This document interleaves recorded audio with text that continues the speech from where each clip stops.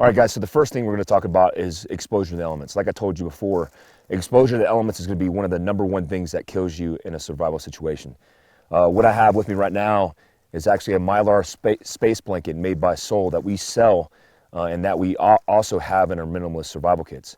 This Mylar space blanket is basically a large sheet of Mylar that basically is waterproof, windproof, but also insulates heat. This is the same blanket that you'll see on casualties when you start losing blood. This is what keeps and prevents people from going into shock. The cool thing about this is, it has one side that's like VS-17 panel, right? This VS-17 is what we use in the military to be able to signal aircraft, because obviously this color is not something that's often seen or typically never seen in nature. On this side, you also have a reflective side that's good for reflecting heat. If you have a small fire and you're not trying to give away your position, you could also reflect this or use this to reflect the heat to optimize your fire. Another good use of this is obviously it's a reflective material, so you could reflect this as a signaling mirror, and actually I think I get it right there. Reflect this as a signaling mirror and be able to signal an aircraft or people that are potentially searching for you. This Mylar space blanket, some unconventional uses is if you're trying to procure water and you're trying to trap it, you could actually use this as a bowl to be able to trap liquid and use it at your base camp.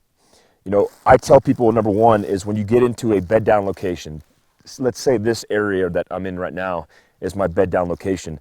You want to set your shelter up utilizing what you have, obviously, and taking advantage of this space blanket. This could provide shelter from the rain, but also shelter from the wind.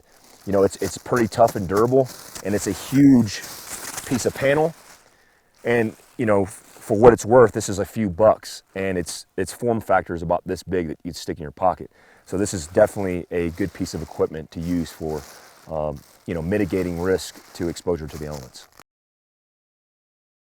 Hey guys, it's Mike from Fieldcraft Survival. Hey, in this series, we're talking about survival. We talked about shelter, we talked about fire, now we're talking about water procurement. I went over a little bit about some considerations with free-flowing water. What you don't want to do is just go to the source of water because you're dehydrated and just start feeding yourself. One thing to consider is in your navigation, if you're moving overland, make your what we call backstops or your rendezvous points with water. So like you would go to a stream, and this is where you would bed down, you get hydrated, get set for the next day's movement, and then move out. It's smart to move from water source to water source. Your best case scenario is you're moving along a water source that's a freshwater source. Here we have a freshwater source coming out of the mountains down a free-flowing stream. Off the side of these are little creeks. The most dangerous thing you could do is drink creek water, because creek water is a little stagnant. It's not free-flowing. Typically, it flows through dirt and mud as opposed to rocks. The minerals, the rocks, free-flowing water is all a good sign that you're not specifically going to get any viruses or bacteria. A sure way to do this is to use the chlorine dioxide tablets that are in your minimalist survival kits. What we did do is we put chlorine dioxide tablets in your kit with a 0.5 liter blivet. What you do is you take a chlorine dioxide tablet, cut it in half, and insert it into the bladder. I'll tell you, from my experiences from Ranger School, we used to do water resupplies off of stagnant water, and we use basically iodine tablets to basically kill all the water or all the bacteria that's in the water. I never got sick doing that. I do remember inserting the tablets and drinking from the canteen immediately, and even having pieces of the tablet inside your system. That's not recommended. The recommended time allotted for killing all the bacteria in the water is about 4 hours. I'll tell you from my own personal experience, you don't have to wait that long. Some techniques to use is, one, if you're procuring the water off the stream, is to get to a point where you're collecting it over a rock. When the water is free flowing, when it's streaming down, there's a chance of animal bacteria or animal fecal matter to get down in the stream, especially if it's raining. So imagine all the animals around the creek bed, around the stream, they're using the restroom, the water that flows off the mountains runs into the stream, and now you got a stream full of crap. So you have to be aware of that. So choose your junctions and the placements that you get and collect the water, and a good resource or a good spot.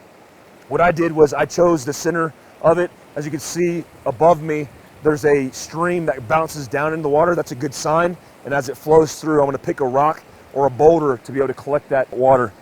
Once I collect that water, I'm going to cut my tab in half, and I'm going to insert that tab, and I'm going to shake it and let that tab dissolve.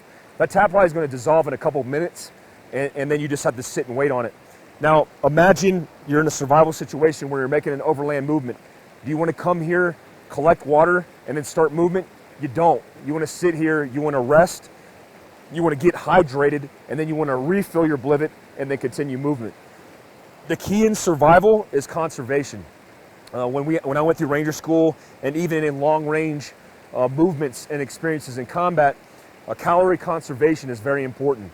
You know, you don't want to sit here and spend a lot of time wasting and burning calories that's going to get you more dehydrated.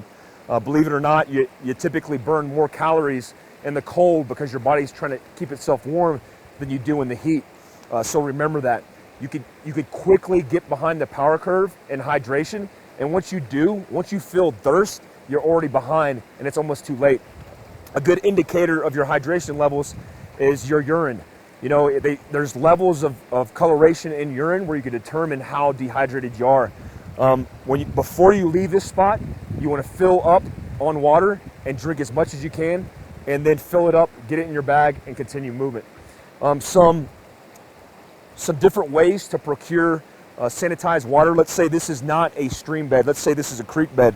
One technique is to dig a hole off the side of this water and dig it down into the rocks. And what you're going to see is, because it has a water table, you're going to see it fill up with water. That water, because it's filtered through the dirt, the sand, the rocks, even the grass, is more filtered and less likely to contain bacteria that's going to cause you to get Giardia or some other virus or something that's going to dehydrate you or cause you issues. So what you would do is you basically dig a hole out and then collect from that water source, and then what you want to do is filter that. Some good techniques is to use your clothes to filter that water. You know, I'm wearing a wool shirt made by Fall Raven. These are one of my favorite shirts, but it's really cool because it's breathable, but it acts as a filter to filter out all the contaminants that are in the water. Once you get down to a filtered water source, the same premise. You get it, and then you use your chlorine dioxide tablets to get rid of all the bacteria in it. Another technique is to use the UV light, you know, from the sun to be able to decontaminate the water. Now, this process takes hours. It takes a lot of time to do it, but again, those UV rays and those UV lights, especially at this elevation, are going to crush and kill all that bacteria, reducing your chances of getting sick over land movements and trying to stay hydrated.